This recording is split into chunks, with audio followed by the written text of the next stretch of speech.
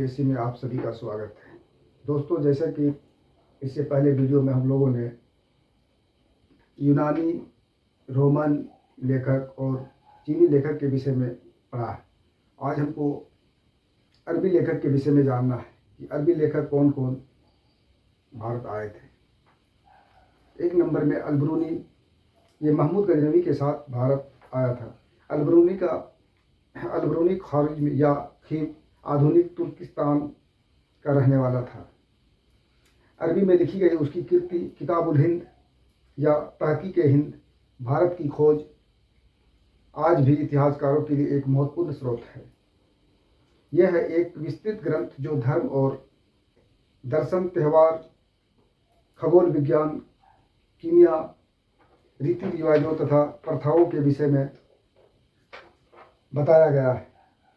सामाजिक जीवन, भार तौल, माप तथा मूर्तिकला, कानून, मापतंत्र, विज्ञान आदि विषयों के आधार पर रीति रिवाज, राजनीति आदि पर सुंदर प्रकाश डाला गया है। इब्न बतूता के द्वारा अरबी भाषा में लिखा गया उसका यात्रा वृत्तांत, जिसे उसका किताब का नाम रेहला कहा जाता है, 14वीं शताब्दी में भारतीय उपमहाद्वीप के सामाजिक तथा सांस्कृतिक जीवन के विषय में बहुत ही प्रचुर तथा इसकी विविधता से प्रभावित होकर सुल्तान मोहम्मद बिन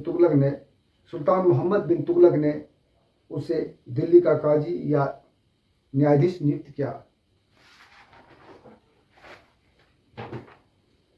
दोस्तों, हम अरबी लेखकों के विषय में भी पढ़ लिए। अब जो है अन्य लेखक, तारानाथ, ये एक तिब्बती लेखक था। इसने कंगयूर तथा तंगयूर नामक ग्रंथ की रचना की। इसने भारतीय इतिहास के बारे में भारतीय इतिहास के विषय में जानकारी मिलती है। मार्को पोलो ये 13वीं शताब्दी के अंत में पांड्य देश की यात्रा पर आया था। इसका विवरण पांड्य इतिहास के अध्ययन के लिए उपयोगी है। पुरातत्व संबंधी साक्ष्य से मिलने वाली जानकारी। भारतीय पुरातत्व का पितामह सर अलेक्जेंडर कनिंघम को कहा जाता है।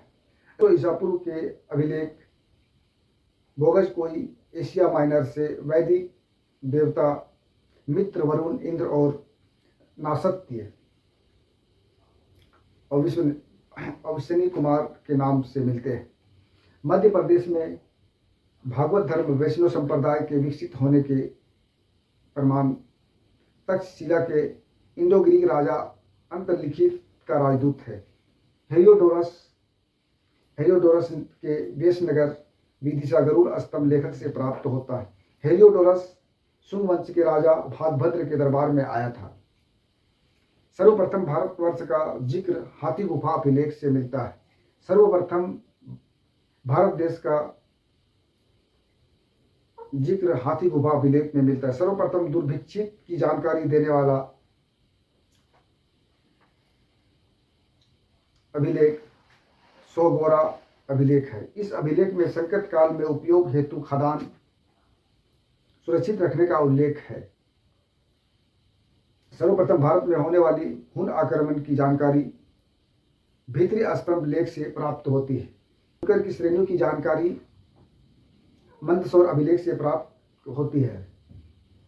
कश्मीर की नवपाषाणिक पुरास्थल बुर्जहोम से गारतावास गड्ढा घर का साक्ष्य मिलता है। इनमें उतरने के लिए सीढ़ियां होती थी। यहाँ मनुष्य के साथ उनके पालतू कुत्तों को भी दफनाने की प्रथा प्रचलित थी।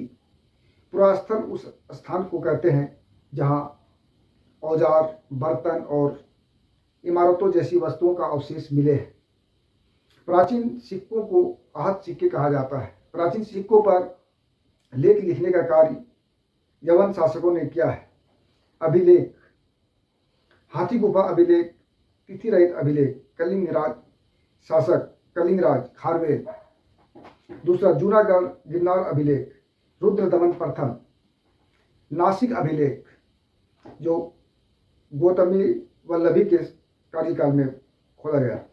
प्रयाग स्तंभ लेख, समुद्रगुप्त। यहोल अभिलेख, पुलिकेश II।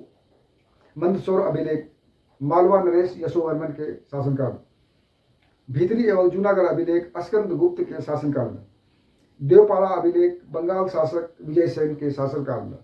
इसे संस्कृत में पहला लंबा शिलालेख जारी करने का श्रेय दिया जाता है।